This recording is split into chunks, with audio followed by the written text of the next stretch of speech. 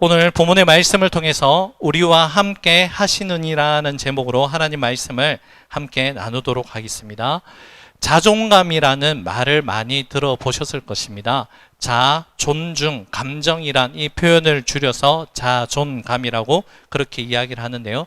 바로 자기 자신을 존중하는 태도를 이끌어서 자존감이라고 그렇게 이야기합니다. 그런데 여러분, 이 자존감이란 단어 앞에 어떠한 수식어를 붙이느냐에 따라서 그 의미는 완전히 달라진다는 것을 알 수 있는데요.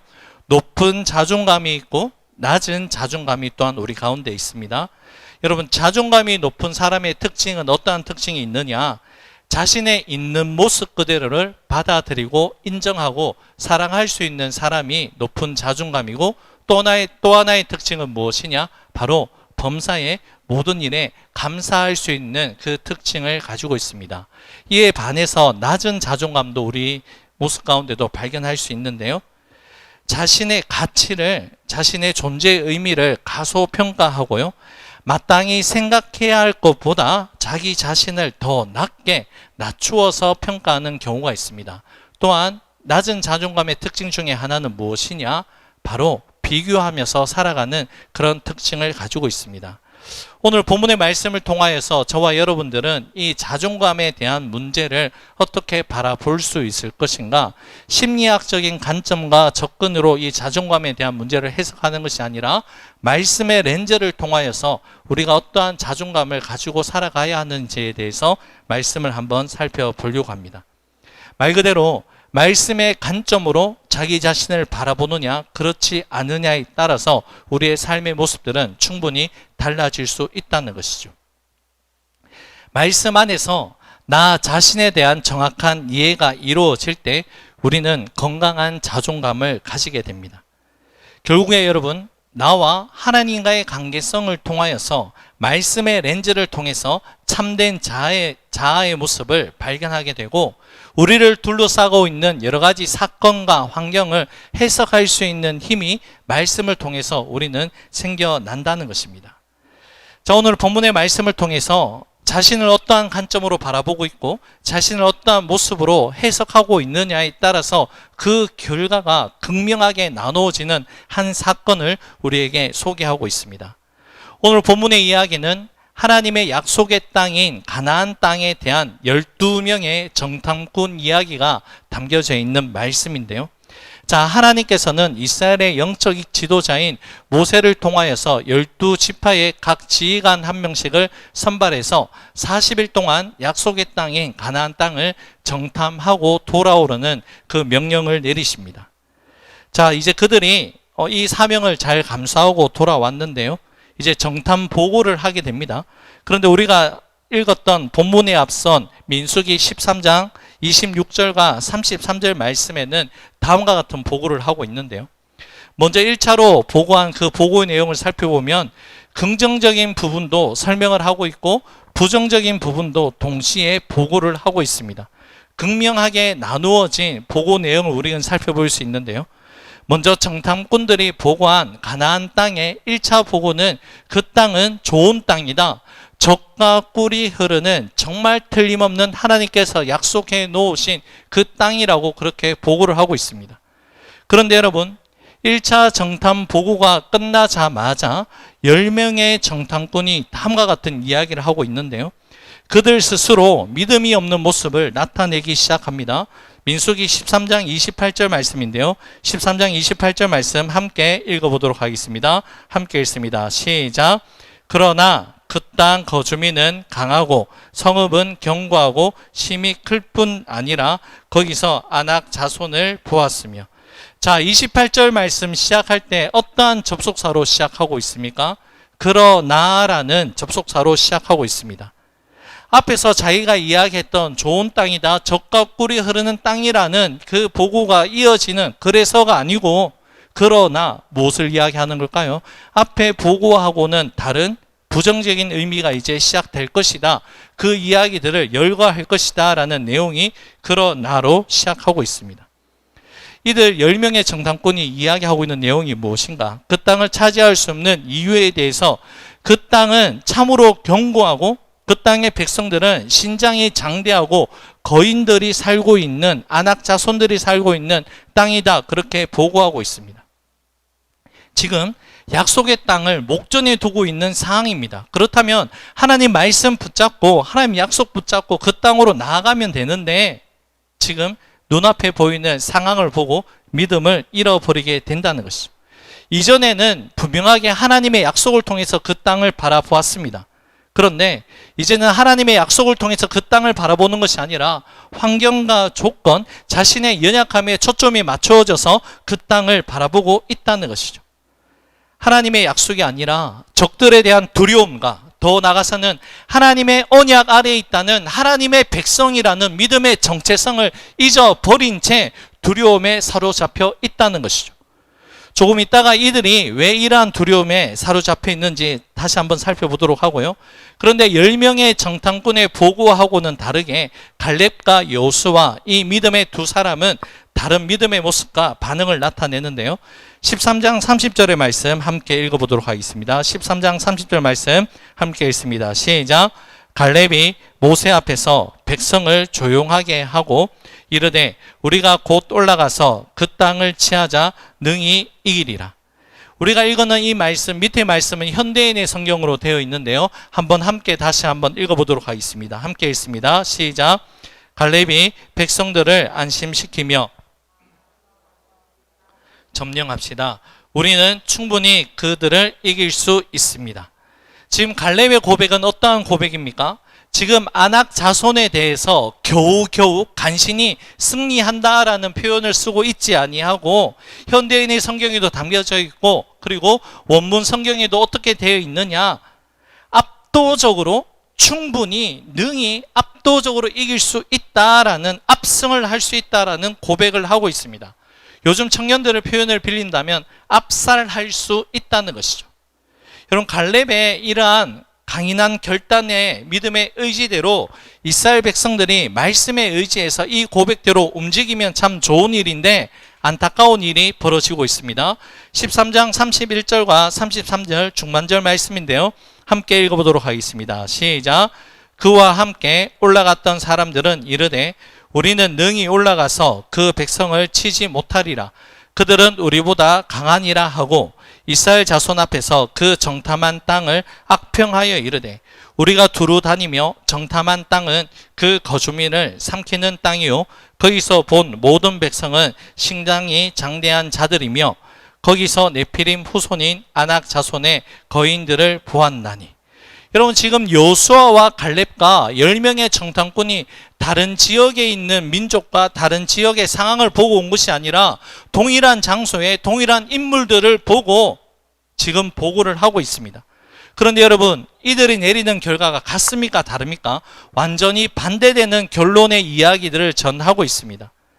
여러분, 이렇게 결론이 달라진 이유가 부정적인 10명의 정탐꾼의 말 속에 담겨져 있는데요. 13장 33절 하반절 말씀에 그 답이 있습니다. 함께 읽어보도록 할까요? 시작. 우리는 스스로 보기에도 메뚜기 같으니 그들이 보기에도 그와 같을 것이니라. 여러분, 13장 33절 말씀에 10명의 정탐꾼들은 어떠한 자기 인식을 가지고 있습니까? 우리 스스로 보기에도 뭐가 같다고요? 메뚜기하고 같다라고 그렇게 스스로 자평하고 있습니다. 여러분, 같은 상황과 같은 환경을 바라보면서 부정적인 평가와 부정적인 결론이 내려지게 된 문제의 시작이 바로 여기에서부터 시작되고 있습니다. 하나님의 관점, 그러니까 하나님께서 약속해 놓으신 가나안 땅을 믿음의 관점, 말씀의 관점으로 바라보는 것이 아니라 내 스스로 보기에 무엇과 같다고요? 메뚜기 같을 것이다. 또 이 생각이 어떻게 확장됩니까? 그들도 나를 이렇게 바라볼 것이다 라고 착각하게 만든다는 것이죠. 가장 큰 문제가 바로 여기에서 시작된다는 것입니다. 왜요? 언약의 관점으로 주어진 상황과 환경을 바라보는 것이 아니라 철저하게 인간적인 관점으로 바라보았기 때문에 메뚜기 같이 보였다라는 표현을 쓰고 있다는 것이죠. 왜 그럴까요? 당연한 결과라고 저는 그렇게 생각합니다. 우리 자신을 되돌아볼 때도 연약함과 부족함으로 가득 차 있는 우리 자신의 시각으로 바라본다면 주어진 상황들이 부정적인 시각으로 부정적인 결론으로 이어질 수밖에 없다는 것이죠. 이들도 그러한 접근을 해나가고 있다는 것입니다. 자신의 연약함의 초점에 맞춰져 있으니까 모든 것이 부정적으로 보이고 나보다 모든 환경과 상황이 문제가 더 크게 보이는 잘못된 생각이 정립되고 있다는 것이죠. 하나님의 말씀으로 믿음으로 바라보지 못하고 자기들 앞에 놓여져 있는 환경과 상황을 자신의 관점으로 스스로 바라보는 관점으로 해석하기 때문에 바로 내 생각에는 내 경험에는 이럴 것이다 라는 부정적인 결론이 도출되고 있다는 것이죠. 여러분, 자동차의 왕이로 불리는 포드의 창업자 헨리 포드가 이런 말을 남겼습니다. 당신이 할 수 있다고 생각하든 할 수 없다고 생각하는 당신의 생각이 옳다라고 표현하고 있습니다. 조금은 모순 형용의 그런 표현이잖아요. 그죠? 여러분, 이 말이 어떠한 의미일까요? 결국에는 내 자신이 생각하는 대로 결과가 나오기 때문에 자신의 생각은 언제나 옳다라는 그러한 표현입니다. 부정적인 생각, 비관적인 생각은 결국에는 그 생각이 이어져서 부정적인 결과를 불러오게 될 것이고, 긍정적인 생각과 희망적인 생각은 결국에는 나를 살려내는 결과를 가지고 온다라는 그러한 표현입니다. 여러분, 10명의 정탐꾼의 문제가 무엇이었습니까? 아낙 자손이 정말 강대한 것이 문제였습니까? 성경은 아니다라고 말씀하고 있습니다. 아낙 자손이 강대한 것이 결국에 자기들에게 불리하게 적용할 것이라는 부정적인 그 사고 자체, 생각 자체가 문제였다는 것이죠. 여러분, 문제를 돋보기로 확대해서 바라보게 되었다는 것입니다. 여러분, 돋보기가 어떤 기능을 가지고 있습니까? 돋보기 갖다 대면은 아무리 작은 존재라도 크게 보이는, 확대해서 보이는 그러한 물건이 바로 돋보기입니다. 돋보기로 보면 커 보이지 않는 물건이 없다는 것이죠. 그런데 여러분, 이러한 염려의 돋보기로 바라보는 것이 아니라 믿음의 사람들은 믿음의 렌즈를 바라보고 문제를 작게 보고 하나님을 크게 바라보는 그런 믿음의 힘을 가지는 우리 모두가 되기를 소망합니다. 오늘 지은 자매가 기도 가운데도 있었잖아요. 문제보다 크신 하나님을 바라볼 수 있는 것이 바로 말씀을 통해서 우린 그러한 힘을 키워나갈 수 있다는 겁니다. 이러한 부정적인 시각을 가진 10명의 영향력이 단순히 10명에만 머무는 것이 아니라 이스라엘 백성들 전체에 퍼지게 되는 그러한 결과가 나타나는데요. 이제 민수기 14장으로 그 내용이 이어집니다. 민수기 14장 1절과 2절 말씀 우리 함께 읽어보도록 하겠습니다. 함께 읽습니다. 시작.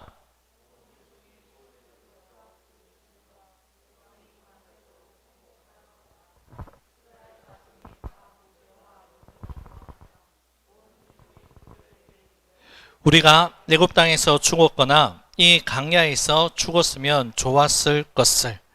자, 이 말씀은 어떠한 것을 의미하고 있을까요? 하나님을 의지해야 하는 믿음의 백성, 이스라엘 백성들이 믿음을 잃게 될 때에 그 잠재력이 마비되고 믿음의 모든 가능성이 차단되고 상실된다는 이야기가 이 고백 가운데 담겨져 있습니다. 개인적인 영역으로만 머무는 것이 아니라 공동체적으로 이 문제가 확장되어 가고 있는데요. 자, 이스라엘 백성들을 한번 잘 살펴보십시오.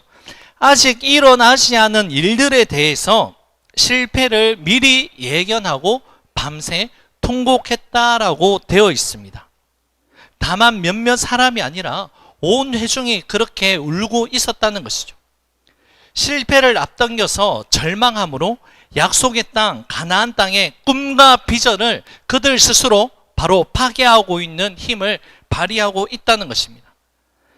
미래에 대한 그 모든 가능성을 바로 자기 스스로가 파괴하고 닫아버리고 있다는 것이죠. 그리고 계속해서 어떠한 일이 일어납니까? 모세와 아론을 탓하는 모습을 나오게 되죠.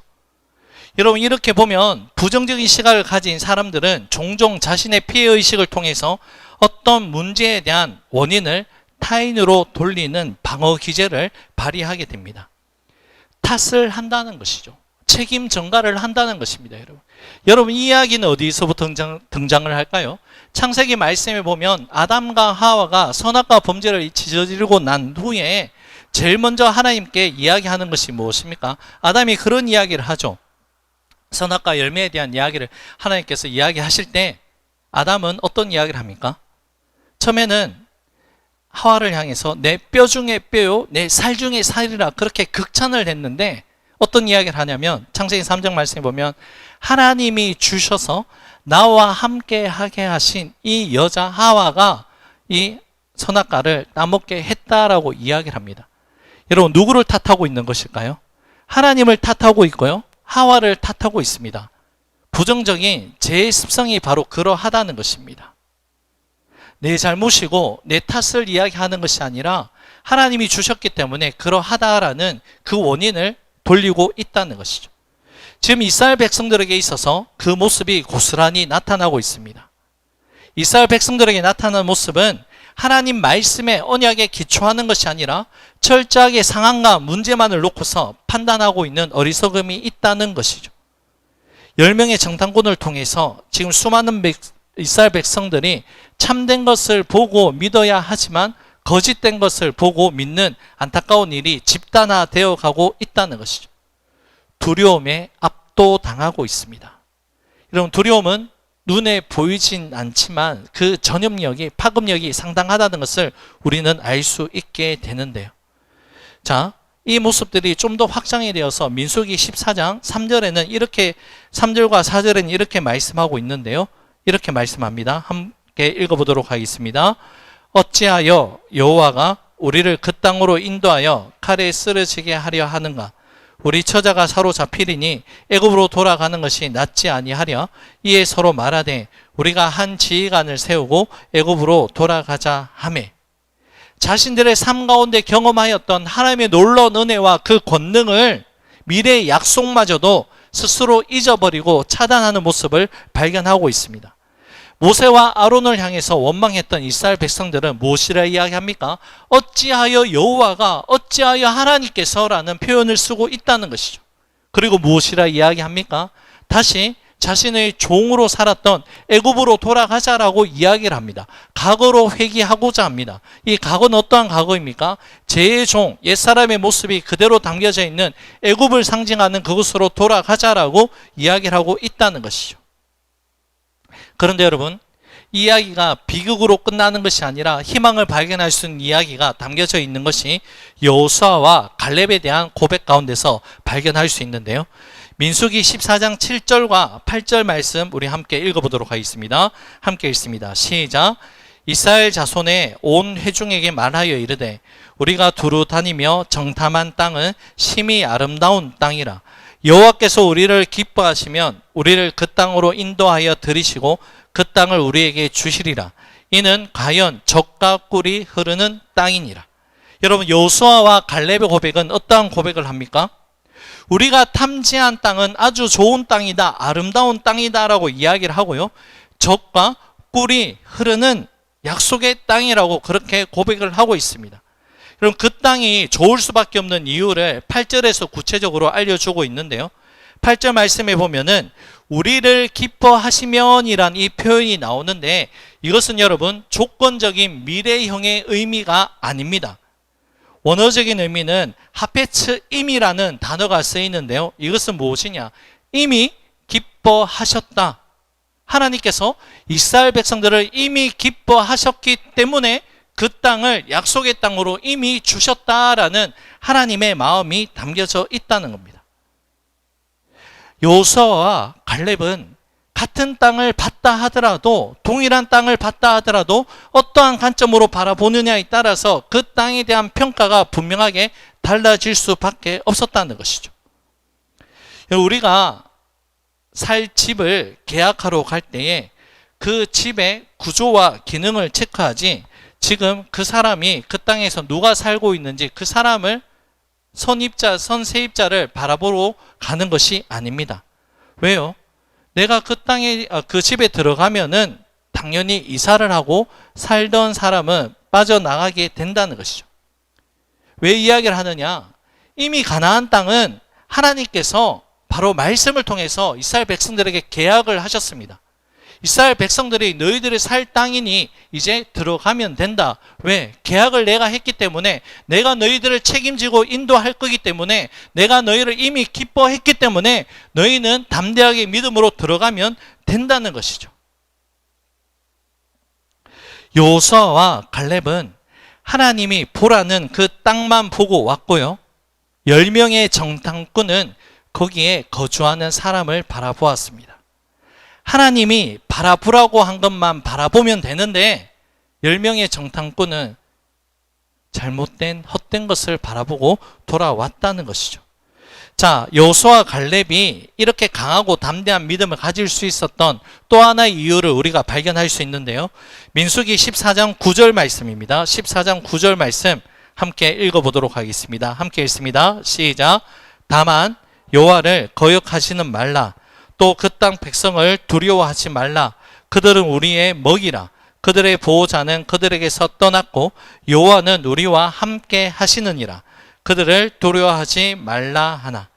여러분, 이 말씀에 보면은 저는 우리 먹이란 이 개역 개정의 표현보다 예전 우리가 성경 버전이죠, 개역 한글을 더 좋아합니다. 어떻게 되어 있냐면 우리 먹이라는 이 표현을 개역 한글에는 밑에 나와 있죠. 우리의 무엇이라 되어 있습니까? 밥이라고 되어 있습니다. 여러분, 하나님이 우리와 함께 하심에 대한 그 확신이 있었기 때문에 아무리 거대한 아낙 자손이라 하더라도 그들은 우리의 먹이요, 그들은 우리의 밥이라고 담대하게 고백할 수 있다는 거죠. 왜요? 하나님이 우리를 이미 기뻐하셨기 때문에 우리를 위해서 하나님이 아낙 자손이라는 밥상을 차려 놓으셨다라고 우리에게, 이스라엘 백성들에게 말씀하고 있습니다. 또 하나의 중요한 이유를 우리가 발견할 수 있는데요, 이들이 왜 이렇게 그들은 우리의 먹이다라고 담대하게 고백할 수 있는가? 그 이유는 여호와는 우리와 함께 하시기 때문이다. 하나님이 우리와 함께 하시기 때문이라는 믿음의 보물을, 믿음의 보화를 발견했기 때문이라는 것이죠. 10명의 정탐꾼은 어떠했습니까? 우리 스스로 보기에라고 철저하게 자신의 관점, 경험, 예측 범위를 발휘해서 상황과 문제와 환경을 해석했습니다.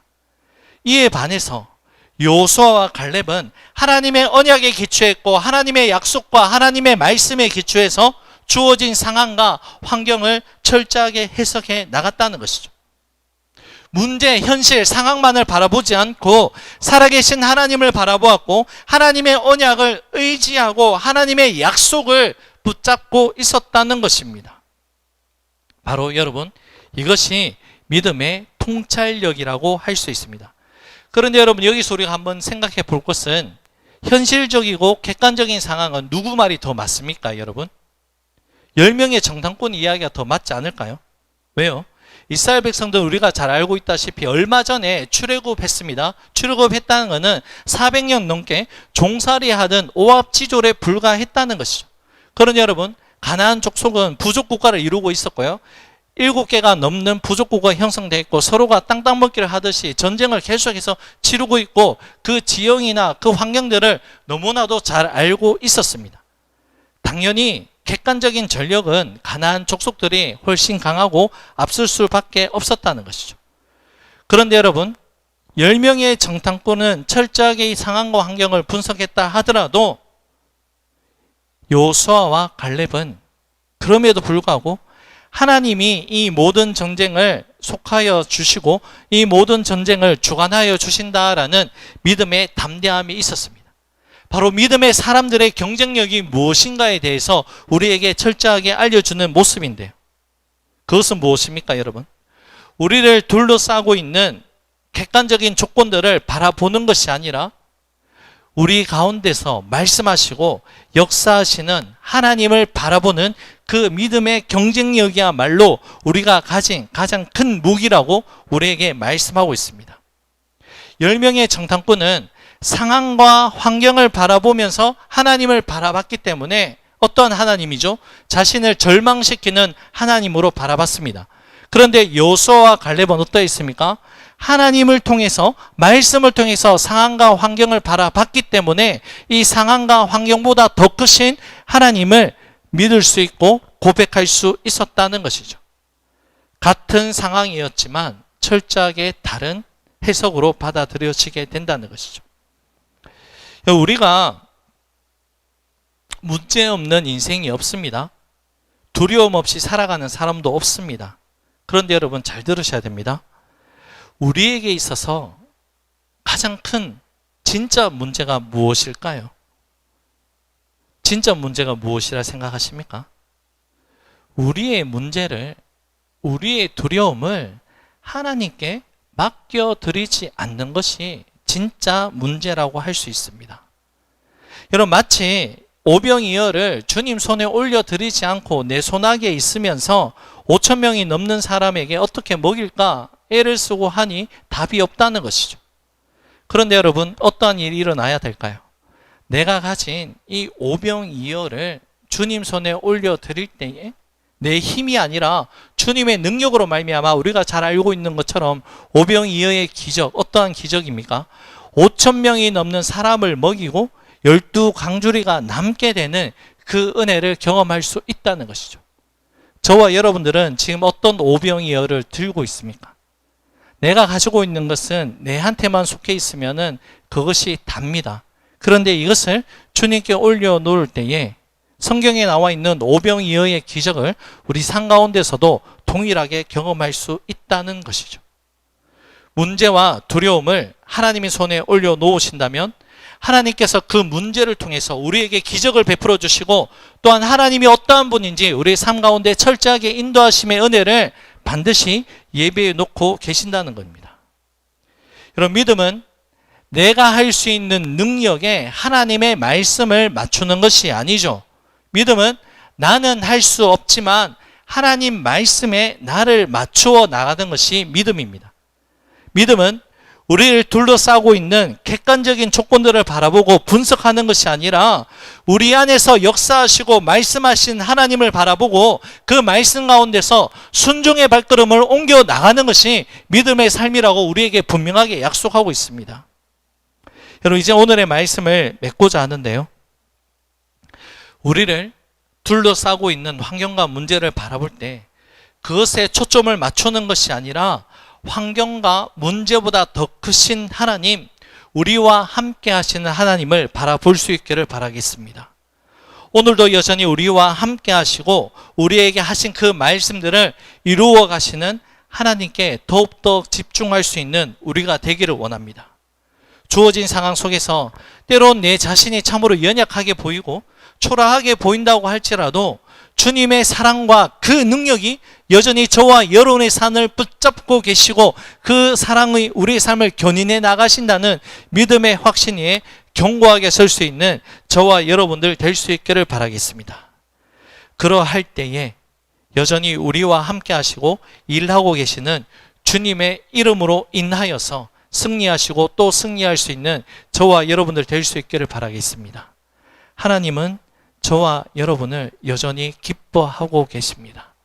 기뻐하신 수준을 넘어서서 우리가 계획하고 우리가 원하는 것 이상으로 채워주시고 예비하시고 그 일들을 이루어 가시는 놀라운 하나님이 여전히 우리 삶 가운데 함께 하신다는 믿음의 확신에 견고하게 설 수 있는 우리 모두가 될 수 있기를 주님의 이름으로 축원합니다. 오늘 들려주신 말씀을 기억하시면서 우리가 예배 전에 찬양을 올려드린 하나님의 부르심이란 찬양 다 함께 찬양 한번 올려드리고 기도하도록 하겠습니다.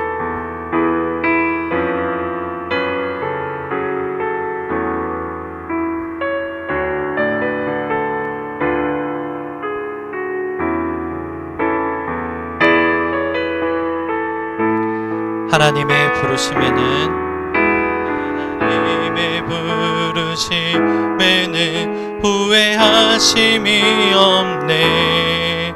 내가 이 자리에 선 것도 주의 부르심이라. 하나님의 부르심에는 결코 실수가 없네. 나를 부르신 하나님의 진실하심을 믿네. 작은 나를 부르신 뜻을 나는 알 수 없지만 오직 감사와 순종으로 주의 길을 가리라. 때론 내가 연약해져도 주님 날 도우시니 주의 놀라운 그 계획을 나는 믿으며 살리.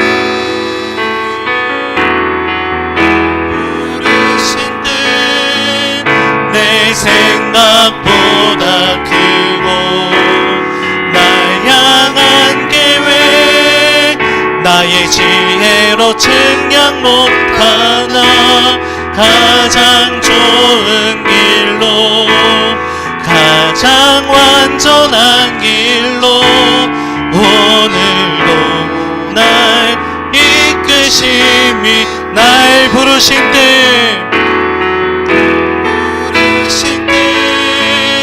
내 생각보다 크고 날 향한 계획 나의 지혜로 측량 못하나 가장 좋은 길로 가장 완전한 길로 오늘도 날 이끄심이 있네.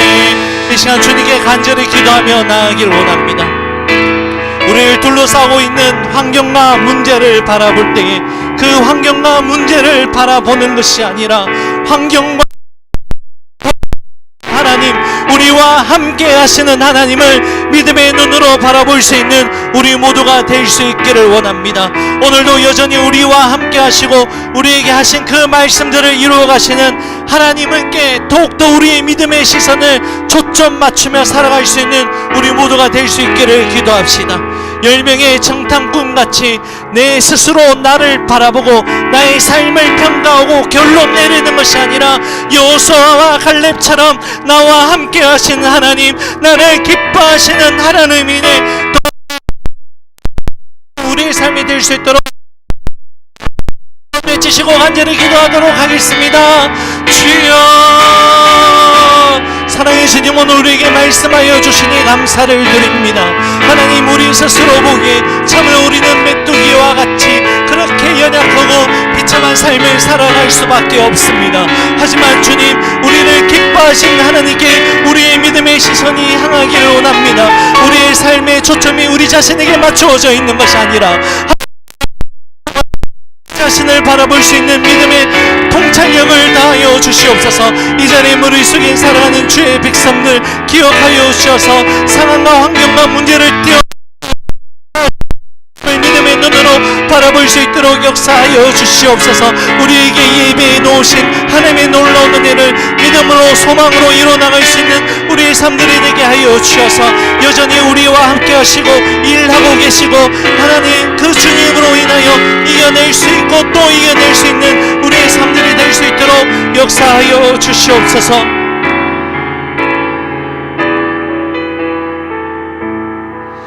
사랑의 주님, 우리를 둘러싸고 있는 환경과 조건은 여전히 그대로 놓여져 있을 때가 많습니다. 하지만 주님, 우리가 이제는 우리 스스로 보기에라는 그러한 연약한 모든 모습들을 내려놓게 하여 주시고 하나님께서 우리와 함께 하시고 하나님께서 우리를 기뻐하신다는 믿음의 확신 위에 설 수 있는 우리 모두가 될 수 있도록 역사하여 주시옵소서. 하나님, 우리 안에는 10명의 정탐꾼의 모습이 담겨져 있습니다. 또한 여호수아와 갈렙처럼 믿음의 담대함 또한 우리 가운데 있는 줄로 압니다. 하나님, 10명의 정탐꾼의 그 모든 부정적인 소리를 말씀으로 제압할 수 있는 우리가 되게 하여 주셔서 여호수아와 갈렙의 믿음의 고백이 성경에 기록되어 있는 고백을 넘어서서 우리의 삶의 고백이 되고 우리의 믿음의 고백이 될 수 있는 우리 모두가 될 수 있도록 역사하여 주시옵소서. 여전히 두려워하지 말라고 말씀하시는 하나님의 음성에 귀를 기울이고 우리가 주 안에서 더욱더 형통한 삶을 누려나갈 수 있는 우리 모두가 될 수 있도록 역사하여 주시옵소서. 하나님께 귀한 예물을 올려드립니다. 주님, 이 예물을 기쁘게 받아주시고 이 예물이 쓰이는 곳곳에 우리 하나님 사랑, 예수님의 복음의 향기가 널리 전해질 수 있는 예물 되게 하여 주옵소서. 또한 주의 백성들의 삶을 주님께서 온전히 주관하여 주셔서 모든 것에 넘치도록 채워주시는 하나님의 능력으로 말미암아 범사에 하나님이 함께 하신다는 믿음의 증거들이, 믿음의 고백들이 더욱더 풍성해질 수 있도록 역사하여 주시옵소서. 또한 사랑하는 주의 백성들이 꿈꾸고 계획하고 소망하는 모든 일들 가운데 그 발걸음을 옮겨 나갈 때에 하나님과 그 믿음의 발걸음을 함께 동행의 발걸음으로 옮겨 나갈 수 있는 은혜가 있게 하여 주셔서 모든 것이 주님께서 베풀어 주신 은혜요 감사의 제목으로 올려드릴 수 있는 우리 모든 삶이 될 수 있도록 역사하여 주시옵소서. 모든 것 주님께 감사드리오며 예수님 이름으로 기도 올려드립니다. 아멘.